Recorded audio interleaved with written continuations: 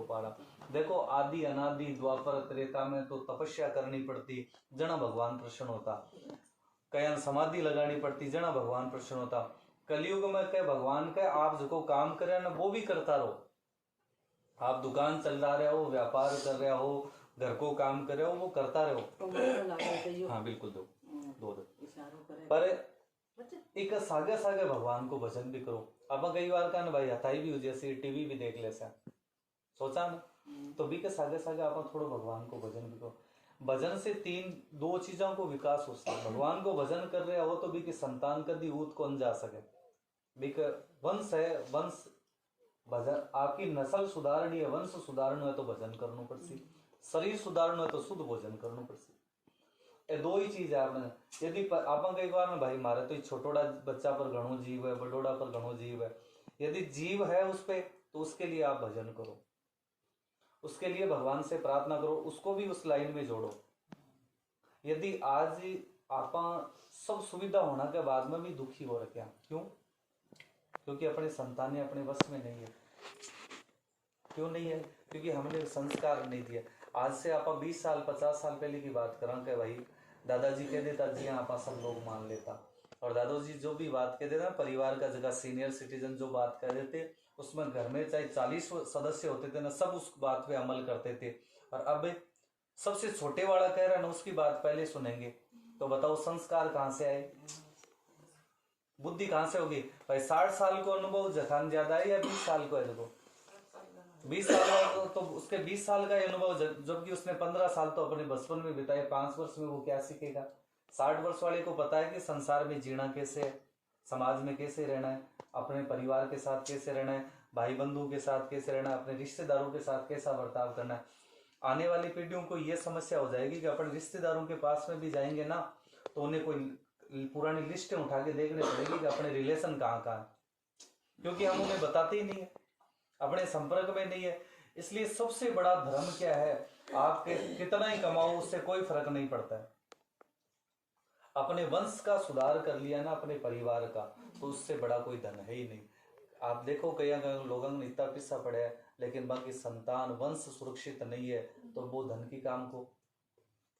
अभी अपन बात कर रहे हैं कि पुराने समय में तो एक एक रोटी होती ना, एक रोटी 4 रोटी बन जाती ना, पड़ोसी ने कहता भाई मारे 2 रोटी वैसी बन गई तू जिम ले।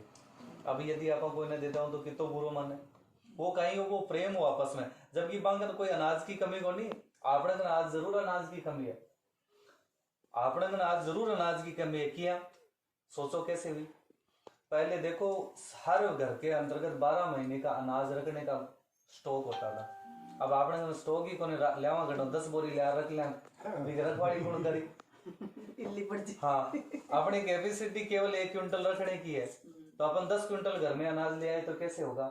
वही है कि अपने घर में उतना ही सीमित रखो। घर में आपके एक्स्ट्रा भोजन बन गया कोई बात नहीं, लेकिन वो जरूरतमंद है, किसी को आवश्यकता है, किसी को जरूरी नहीं कि धर्मशाला बनाते हैं उनका ही नाम चलता है, कोई पेड़ लगाते हैं उनका ही नाम चलता है। आज भी अपने आसपास में नजर डाला करो चलते फिरते कि किसी को आवश्यकता है क्या, कोई जरूरतमंद व्यक्ति है क्या, क्योंकि कई लोग कह नहीं पाते लेकिन उनको आवश्यकता होती है, तो उसे भावनाओं से ही समझा जाता है कि चलो इसको जरूरत है, तो उसके जरूरत के समय पुण्य दान सहयोग करने के लिए कोई ढोल नगाड़े बजाने की आवश्यकता नहीं होती। जहां आपका मन करे जहीं पे भी अपने हाथ से करो, जहां हो सके 100% अपने हाथ से करो। कई बार कहता ना भाई चल मैं आपको पैसे भेज देता हूं आप कर देना, तो वो तो पुण्य आपका घूम के आया है।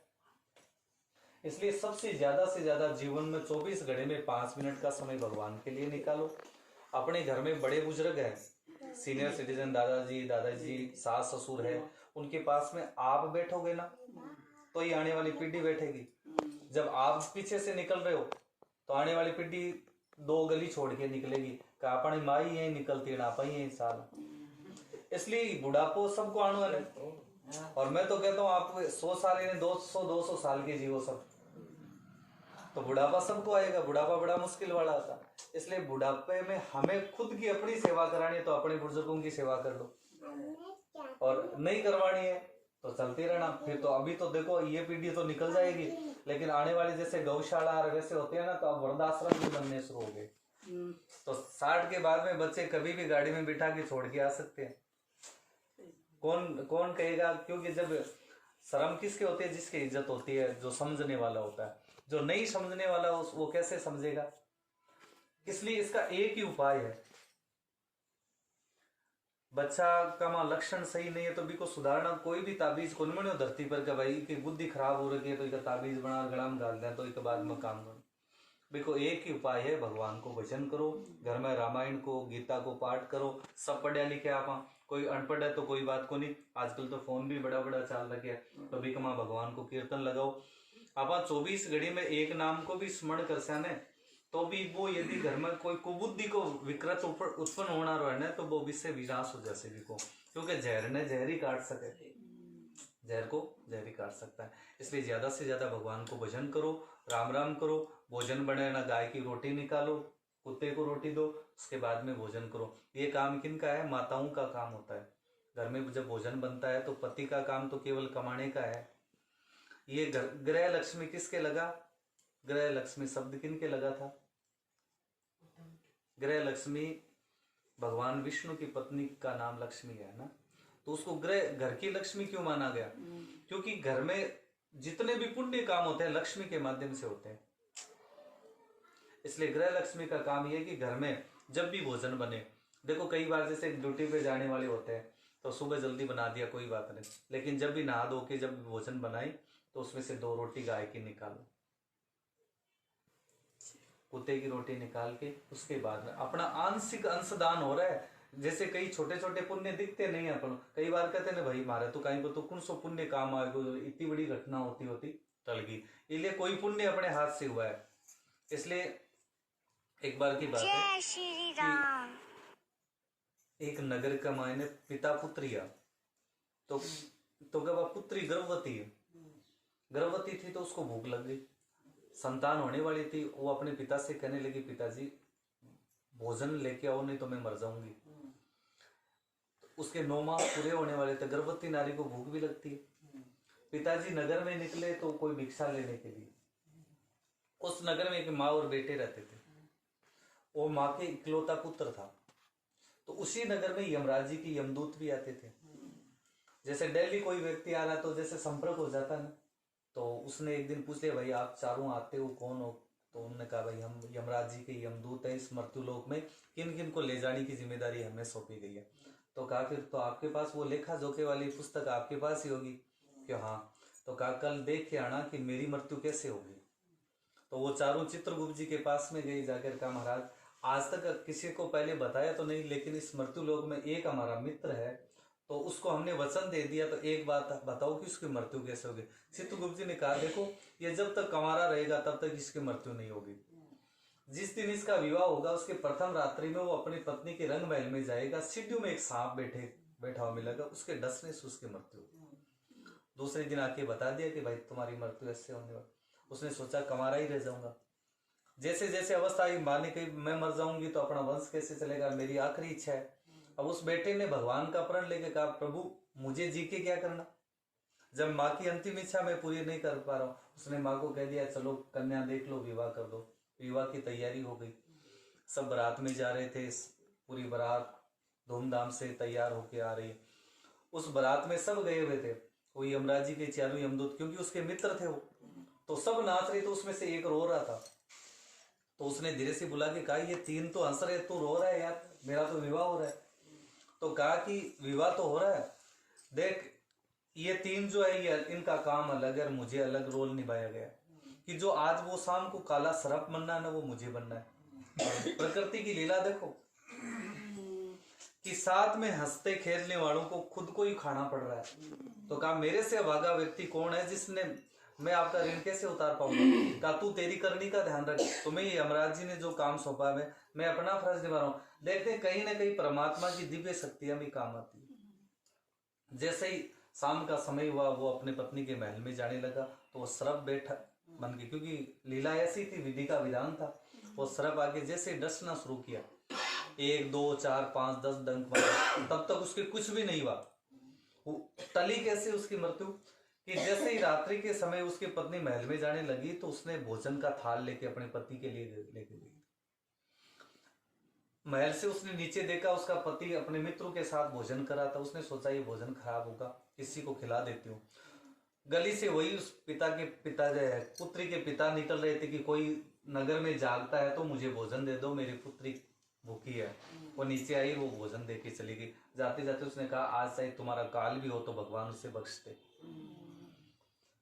अब वो सर्प चित्रगुप्त से कह रहा है महाराज कहीं आपको देखने में तो गड़बड़ नहीं कर दी। कई बार कहते भाई पन्ना को देखना कौन सा था, देख दिया कौन सा। तो कहा नहीं, देखने में तो कमी नहीं की, लेकिन यहाँ इसका पुण्य काम आ रहा है। तो ये सब भी वो बही पोथी लेके भगवान के पास गए। कहा महाराज सृष्टि का जो नियम है उसको कैसे डाल दिया। तो भगवान ने कहा कि इस पुण्य के आगे मैं भी नहीं कर सकता। इसलिए कबीरदास जी ने कहा कबीर कहे कमाल से दो बातें सीख ले, कर साहिब की बंदगी। आज सत्संग हुई है ना, कर साहिब की बंदगी भूखे को भोजन दे। इस संसार में दो ही स्मरण है, भगवान का भजन करो और भूखा है कोई प्यासा है उसको जल की सेवा करो। सबसे बोलो माता पिता गुरुदेव की, कृष्ण कन्हैया लाल की। बहुत बहुत धन्यवाद है सबने। आपके घर में ज्यादा से ज्यादा भगवान को कीर्तन कराओ, हनुमान चालीसा को पाठ सब ने करवाना शुरू कर दो, क्योंकि आज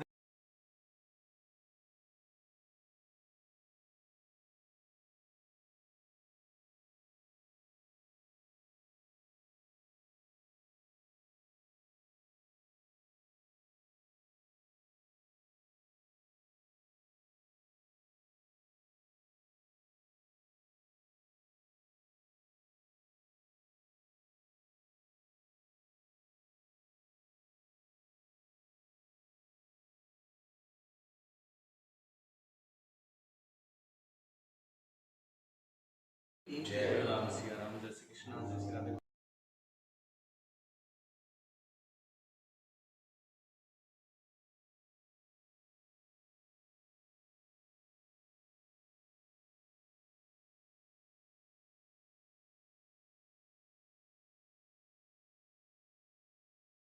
जय राम सिया राम, जय श्री कृष्ण, जय श्री राधे।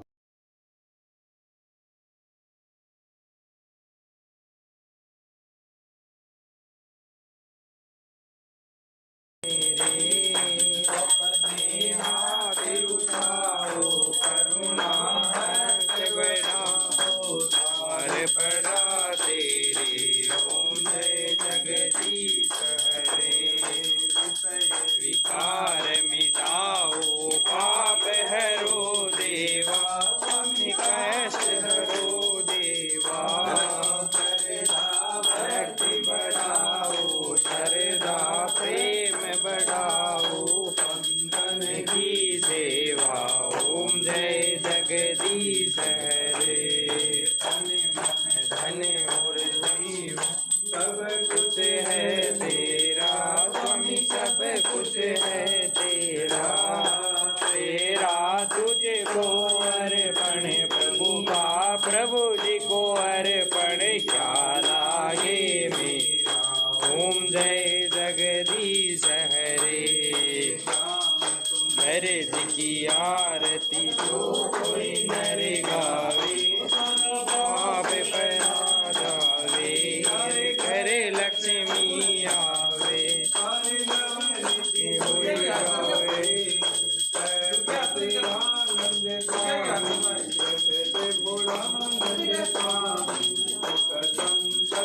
जावे ओम जय जगदीश हरे। आरती कर फोन को मंगा ले, आरती कर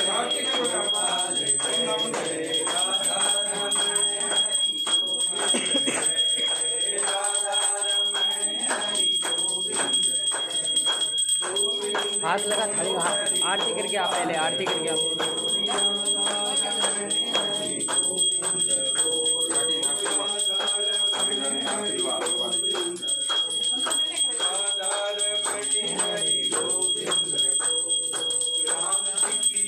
जय लक्ष्मण की जय, जय राम जी की जय, जय लक्ष्मण जी की जय, जय लाल चारों भैयों की जय, जय चारों भैयों की जय, जय गोविंद जय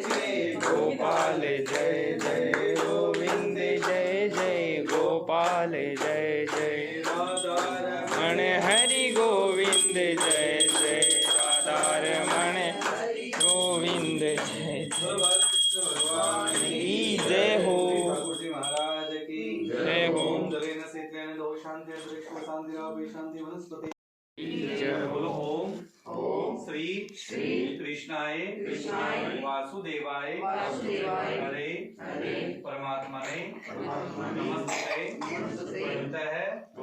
कलेश नाशाय श्री गोविंदाय नमो नमः ओम नमो भगवते वासुदेवाय हरि ओम नमो भगवते वासुदेवाय नमः। बोलो बालकृष्ण भगवान की जय हो।